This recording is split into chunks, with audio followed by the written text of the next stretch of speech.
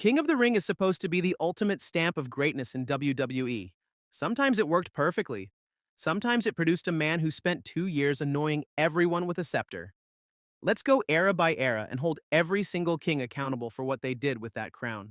The Golden and New Generation era was WWE finding its identity, building larger than life characters, and figuring out who deserved to be at the top of the card. And one man arrived with so much decorated history that WWE literally had to invent a solution just to explain who he was.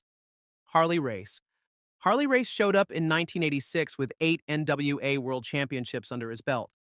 And the company looked at that legendary resume and said absolutely nothing. Zero acknowledgement. The man had more title reigns than most wrestlers have decent matches, and the response was a polite corporate shrug. So someone in the back had a genius idea: give him a crown. Race then proceeded to wrestle 6 matches in a single night to win the whole tournament, which at his age and size was either the most impressive physical feat in wrestling history or a workplace safety violation. He defeated Pedro Morales in the final and walked out as the very first King of the Ring.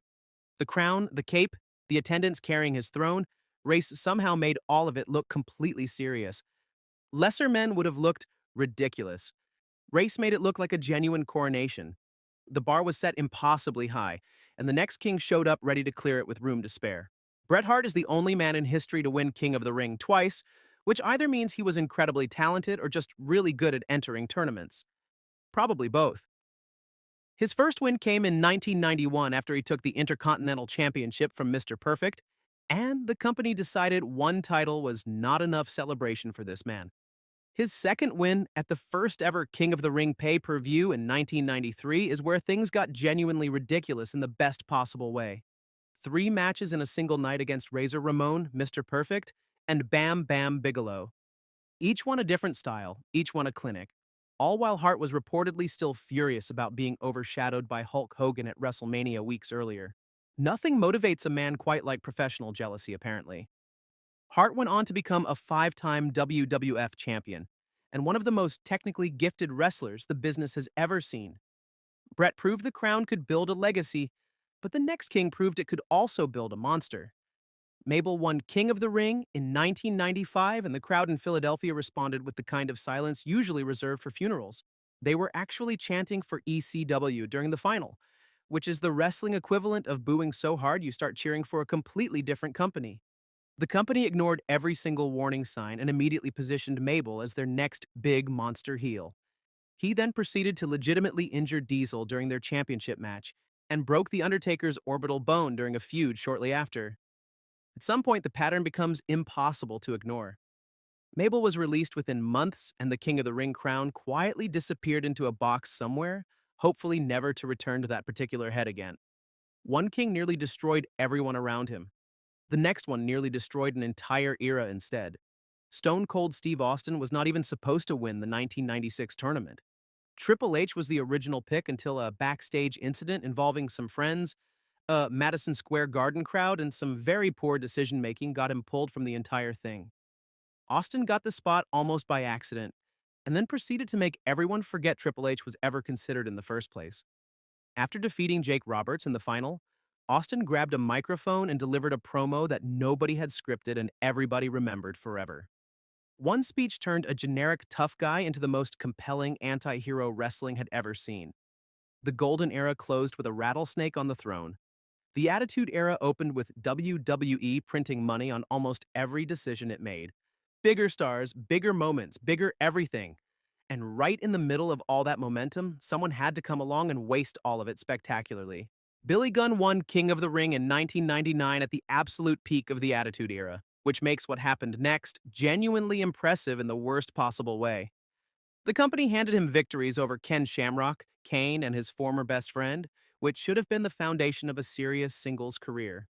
Instead, the entire push was built around his nickname and a series of rear-end jokes so relentless that people started feeling sorry for The Rock just for being involved. Gunn himself later admitted the win nearly killed his career entirely. Somewhere out there exists a timeline where Billy Gunn became a main event star. Nobody lives in that timeline. The court jesters had their turn, and now the beast was coming to collect. Brock Lesnar entered the 2002 King of the Ring tournament just months into his career, and the whole thing felt less like a competition and more like a nature documentary. You knew exactly how it was going to end. You just watched anyway because the carnage was fascinating. Lesnar tore through every opponent placed in front of him with the kind of casual violence that makes you feel bad for the other guy just for showing up. He defeated Rob Van Dam in the final and walked out with a guaranteed championship match at SummerSlam. He then showed up at SummerSlam and defeated The Rock to become WWE Champion at just 25 years old. The tournament was never really about crowning Lesnar.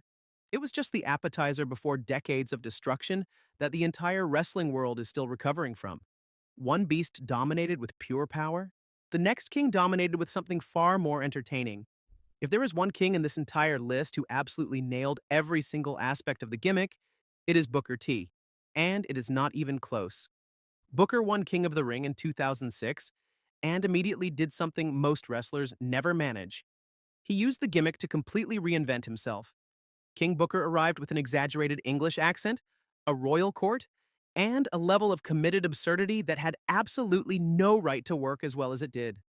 The accent would slip whenever Booker got genuinely angry, and the Houston-born street fighter underneath would burst through, which became the funniest running joke of his entire career. The whole thing culminated in him winning the World Heavyweight Championship and walking around SmackDown like he personally owned the building. King Booker proved comedy could carry a crown. The Attitude and Ruthless Aggression era had its kings, its beasts, and its disasters. But a new era was coming, and somehow it managed to make the crown feel even more meaningless. The PG era promised a cleaner, more family-friendly product. New stars, fresh faces, and a whole new generation of potential kings. But unfortunately, the crown landed on someone who already had everything and somehow still managed to make it feel like nothing. Sheamus won King of the Ring in November 2010, having already been WWE Champion twice, which made the whole tournament feel like giving a participation trophy to someone who already won the actual competition. The crowd in the building spent the entire final loudly cheering for John Morrison instead, which Sheamus responded to by winning anyway and making everyone slightly miserable. The King gimmick arrived, lingered awkwardly for a few months, and then quietly disappeared like a house guest who overstayed their welcome. Sheamus went on to have a genuinely decorated career with multiple world titles and a beloved tag team run. But the crown sits in the footnote section of his Wikipedia page, and everybody involved seems perfectly fine with that. The PG era quietly embarrassed itself and moved on. The next era looked at that embarrassment, studied it carefully, and decided to do so much worse.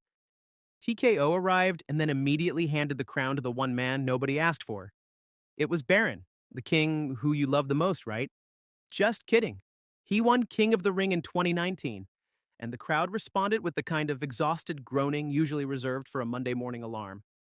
Corbin leaned fully into the insufferable royal gimmick, walking around with a scepter and a smug expression that suggested he genuinely believed people were booing him because he was a good heel. They were not. They were booing him because they were tired.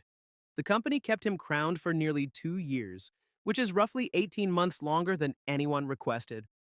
One king overstayed his welcome by approximately 2 years. The next one overstayed it by approximately 0 days before the whole thing fell apart anyway. Xavier Woods had publicly campaigned for a King of the Ring win for years, which makes him either the most passionate wrestling fan to ever become a wrestler or just really good at manifesting. When he finally won in 2021, it genuinely felt like a feel-good moment worth celebrating.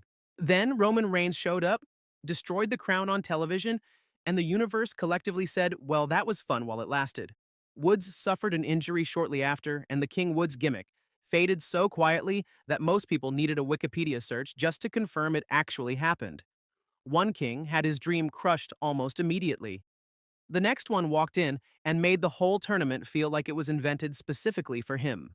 By the time Gunther entered the 2024 King of the Ring tournament, he had already spent over 500 days as Intercontinental Champion, bruising people with chops so loud they could be heard from the parking lot. The tournament was less of an opportunity and more of a formality. He defeated Randy Orton in the final, which sounds like an enormous upset, until you remember that Gunther makes everything look like a foregone conclusion. The crown did not elevate Gunther. Gunther elevated the crown. He went on to trade the World Heavyweight Championship back and forth at the top of the card and even had the honor of being in the ring when both John Cena and AJ Styles called it a career. Gunther reminded everyone what this crown was supposed to mean in the first place. But at least when it comes to this era, the best king is yet to come.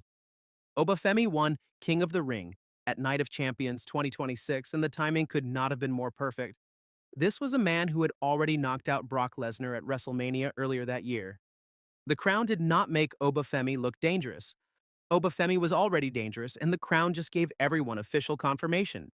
A world title shot at SummerSlam awaits, and the whole roster is quietly hoping they are not the ones standing across the ring from him.